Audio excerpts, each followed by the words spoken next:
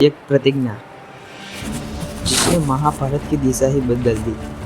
एक पुत्र जिसने अपने पिता के प्रेम में राजगद्दी, विवाह और संतान तक त्याग कर दिया।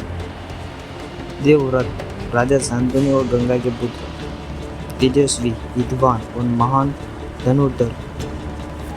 जब उन्होंने राज्य की राजनीति को समझना शुरू किया,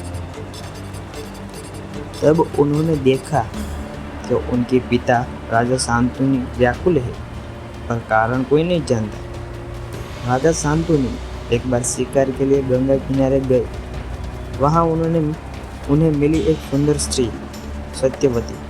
राजा मोहित हो गए, विवाह का प्रस्ताव रखा, लेकिन सत्यवती के पिता ने कहा, मेरी पुत्री का पुत्र ही राजा बने, तभी मैं विवाह की अनुमति दूंगा।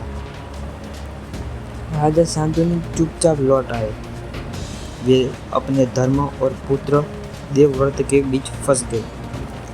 देवव्रत ने जब ये जाना तो वे स्वयं सत्यवती के पिता के पास गए और वहीं उन्होंने ली एक प्रतिज्ञा, मैं आजीवन ब्रह्मचर्य रहूंगा, कभी विवाह नहीं करूंगा और राज्य पर कभी दावा नहीं करूंगा।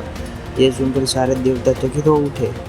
स्वर्ग में घोष हुआ, अब से तुम्हें भीष्म कहा जाएगा, क्योंकि तुमने भयानक प्रतिज्ञा ली है। यही थे भीष्म पितामह, जिनके त्याग पर खड़ा था हस्तिनापुर का भविष्य। यही थी शुरुआत उस धर्मपथ की, जिस पर चलकर भीष्म पितामह ने युगों को दिशा दी। ये सिर्फ एक प्रतिज्ञा नहीं थी, ये थी महाभारत की